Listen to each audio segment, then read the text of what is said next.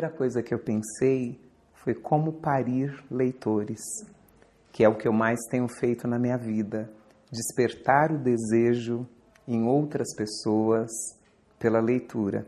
A minha trajetória é uma trajetória de vir de uma casa onde não existiam livros, onde as pessoas não liam. E quando eu descobri a força que a palavra tem ao entrar no corpo da gente, como aquilo mexe de um jeito, eu quis que aquilo pudesse ser para mais pessoas. Esse parir leitores está muito próximo do desejo, não à toa.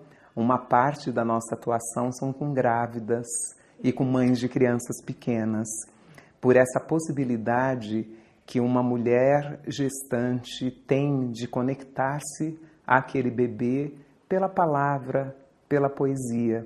Muitas vezes o que nós levamos é uma literatura para ela, mulher, para ela, mãe, e para possibilitar que ela perceba o bem que essa sensação faz de você ouvir uma boa história no teu ouvido, contada para você. Muitas vezes é nesse 1 a 1, nem é no grupo, para o coletivo, e perceber, fazê-la perceber. Se isso foi bom para você, imagina para essa criança que você está trazendo para a nossa comunidade leitora. Quando nós encontramos esses jovens, né, a comunidade inteira de parelheiros com os quais nós começamos uma ação de transformação, nós chegamos para ficar 10 anos num território e aquela comunidade queria que nós fizéssemos alguma coisa com os jovens. Eles vêm porque não tinham outras coisas interessantes acontecendo naquele território e aí a gente começou a conversar sobre os desejos, sobre os direitos. Era 2008, a Declaração dos Direitos Humanos fazendo 60 anos. E eles nunca tinham ouvido falar da declaração. Nós pegamos a Declaração dos Direitos Humanos, os 30 artigos, e nos colocamos uma consigna. A gente vai reescrever essa declaração até a mãe da gente entender. E aí nós ficamos 3 meses reescrevendo a declaração. E aí o direito à cultura, o direito à leitura emergiu dessa reflexão. Pode ser que nós acabamos induzindo para isso, pode até ser. Mas eles se recordaram que a biblioteca da escola estava fechada e eles queriam abrir a biblioteca. E aí, mas por que abrir a biblioteca se ninguém gosta de ler? Porque a biblioteca era um lugar silencioso para ficar, era um lugar para poder sentar numa mesa redonda, diferente da estrutura das salas de aula. E aí a gente começou a ir descobrindo junto, por que a gente não gosta de ler? Tem tantas coisas para a gente ler. Aí a gente começou a mexer com poesia, a gente começou a trabalhar com a escrita. E aí a gente começou a estudar Carolina Maria de Jesus, que tinha morrido em Parelheiros, e eles nunca tinham ouvido falar dela.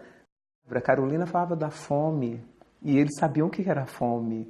Os pais e mães deles sabiam o que era fome. Como é que aquilo estava escrito com uma forma poética? Aí, a partir daí, a gente foi ler Vidas Secas, que era um outro jeito de falar de fome. E aí tudo foi tendo sentido. Depois disso, eles eram muitos cavalos. Depois fomos lendo tantos outros textos. E esses meninos e meninas descobriram. Às vezes é a embalagem, é a conexão e o encantamento que aquela literatura produz é que pode fazer parir um leitor.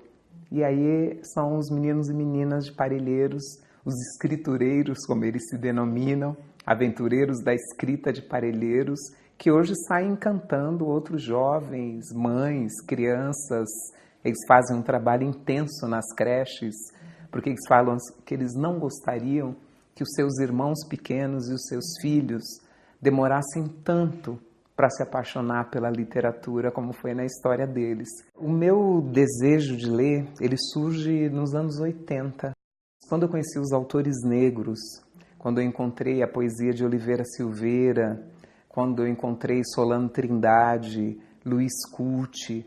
Aquelas leituras falavam de pele, falavam de uma história que eu conhecia só no corpo. Eu não tinha palavra para dizer aquilo que era ser uma mulher negra na periferia da cidade, entrando numa faculdade de matemática, onde eu era a única mulher negra.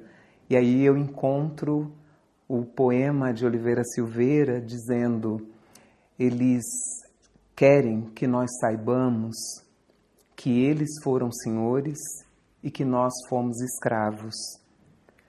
Eu repito, que eles foram senhores e que nós fomos escravos. Eu disse, fomos. Então aquela poesia disse muito para mim que aquele lugar que eu não encontrava muitas vezes dentro da universidade, sendo a única pessoa que estava lá, aquilo não era só eu que estava vivendo. Tinham outros homens negros, outras mulheres negras vivendo, e ali era uma possibilidade de reinventar o presente, reinventar o futuro. O passado estava lá. Eu precisava entrar em contato com a minha memória, com as histórias. Então eu comecei lendo autores negros, depois eu li 100 Anos de Solidão, e aquilo tudo dizia muito para mim. Aí eu fui estudar na Itália, e aí comecei a ler os autores italianos, li quase tudo de Pirandello, e foi também muito importante. E aí esse meu desejo de ler virou esse desejo de ler tudo. Qual é a minha literatura? É toda. Que é muito isso que a gente faz com os jovens. A gente lê os nossos autores locais, aqueles que estão com a barriga no chão, como diz Manuel de Barros, né? Ele tem um poema que fala, né, dessas palavras com barriga no chão. E também a gente lê aqueles que fazem a gente voar, aqueles que estão em outro lugar. Então eu leio de tudo. Eu gosto de ler muito as literaturas indicadas. Eu falo que eu sofro de livro ostentação. Tem um livro para tudo quanto é lado na minha casa. Então você sai de uma casa que não tinha livros e de repente você começa a ter livro. Todo livro que me indicam eu compro, eu ganho muitos livros. E então meu desejo ele é muito alimentado pela minha rede. É muito importante a gente falar sobre livros. Então eu confio. Tudo que a Casa Tombada indicar, eu vou atrás.